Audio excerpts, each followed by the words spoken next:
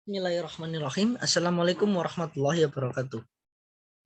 Perkenalkan, nama saya Rifki Fiharevana Inurofik dengan nomor induk mahasiswa 20602110022. Nah, saya di sini akan mereview sebuah jurnal herpetofauna tentang bioekologi biawak atau yang kita sebut dengan Varanus salvadori. Varanus salvador di Pulau Mansinam, Manokwari, Papua. Nah, judul dari jurnal saya ini adalah bioekologi biawak di daerah Manokwari, Papua Barat. Untuk jurnal termasuk ke dalam jurnal Biosynthite dengan volume 1 nomor 10, volume 10 nomor 1. Jurnal ini dibuat pada tahun 2013 dengan penulis Denny Angelius Iyai dan Ferwati. Dan saya sendiri sebagai reviewer jurnal ini untuk memenuhi tugas diklat MHS 2022, yaitu Rifki Fiharevana Inurofik. Tujuan penelitian untuk mengetahui suatu habitat di daerah Manokwari. Nah, untuk subjek penelitiannya ataupun tujuan topik yang akan diteliti adalah Varanus salvadori di Pulau Masinam, Manokwari, Papua Barat. Dan di dalam penelitian tersebut menggunakan metode penelitian dengan menggunakan teknik observasi ekologi dalam penentuan lokasi pengamatan dan desain penghitungan komunitas fauna dalam plot pengamatan. Jadi di dalam suatu observasi yang dilakukan di suatu Pulau Manokwari, Papua Barat ini, dilakukan teknik observasi pengamatan penghitungan atau disebut dengan menghitung kasar suatu habitat hewan di wilayah tertentu. Nah, untuk hasil dari penelitian yang telah dilakukan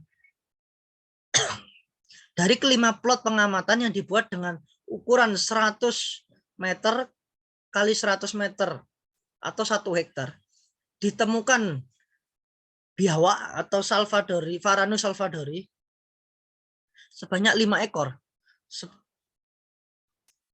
Sebanyak 4 ekor telah diamati dan 1 ekor tidak ditangkap. Untuk plot ketiga, keempat biawak ditemukan adalah biawak ekor biru atau Varanus doreanus. Untuk Varanus doreanus tersendiri di Indonesia sangat-sangat jarang. Dikarenakan Varanus doreanus adalah suatu biawak yang hanya mendiami suatu tempat tertentu seperti komodo. Jadi kita tidak bisa menemukan biawak ekor biru atau Varanus doreanus di seluruh wilayah Indonesia karena sangat-sangat sulit ditemukan. Apalagi sekarang perburuannya yang mulai marak-marak dilakukan. Dan untuk biawak doreanus di Papua dikategorikan dengan biawak berukuran sedang. Berarti biawak ini tidak akan bisa besar. Biawak asli Papua yang terbesar adalah biawak Papua dengan nama ilmiah Varanus salvadori. Nah, untuk Varanus salvadori adalah biawak yang sangat-sangat bisa besar atau disebut dengan komodo KW. Dan juga ada suatu peneliti yang menyebutkan bahwa Varanus salvadori merupakan silangan dari biawak Jawa dan komodo dan menghasilkan suatu gen baru yaitu Varanus salvadori. Berdasarkan pengamatan di lapangan diketahui bahwa biawak di Pulau Manisinam tersebar pada wilayah selatan, di wilayah selatan pulau, dan relatif terbatas pada wilayah utara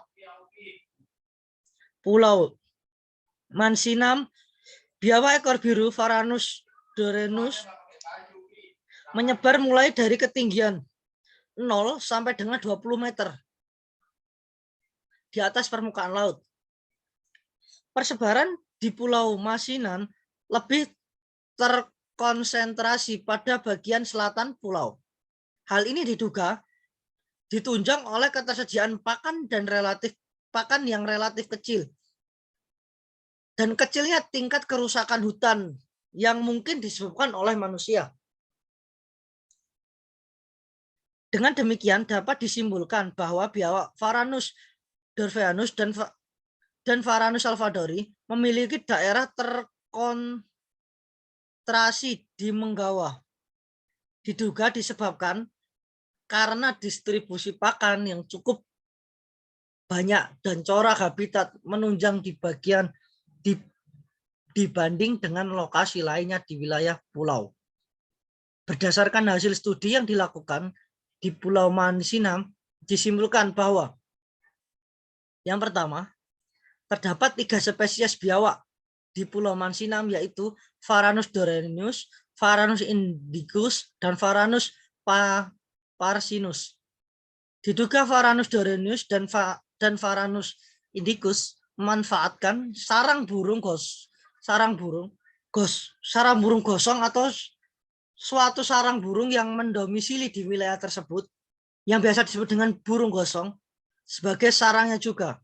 Jadi suatu sarang burung gosong ini digunakan untuk sarang atau tempat berlindungnya Varanus dorenus dan Varanus indicus. Nah, untuk yang ketiga, pakan biawak ekor biru cukup melimpah kecuali burung gosong yang diduga populasinya makin berkurang. Nah, untuk pakannya sendiri berarti di suatu pulau ini masih sangat banyak dan belum terkontaminasi oleh banyak tangan-tangan manusia yang mungkin akan merusak wilayah-wilayah tersebut. Tetapi untuk burung gosong ini mungkin sudah banyak ditangkap dikarenakan mungkin suatu keeksotikan dari burung ini ataupun suatu kelangkaan dari burung ini. Jadi alangkah baiknya kita untuk menjaga suatu wilayah agar populasi di suatu wilayah tersebut tidak punah ataupun tidak berkurang. Karena banyaknya suatu perburuan liar yang digunakan untuk keperluan pribadi, kepentingan pribadi. Untuk kekuatan penelitian, metode analisis yang digunakan sangatlah tepat, dikarenakan dengan metode ini kita bisa mengetahui masih berapa banyak biawak di wilayah tersebut, masih seberapa berkembang, masih seberapa lestari wilayah tersebut. Karena jika tidak dilakukan suatu penelitian atau pengambilan sampel, mungkin kita sebagai mahasiswa tidak akan mengetahui di wilayah tersebut masih adakah suatu flora ataupun fauna yang masih ada dan masih berkembang di wilayah tersebut.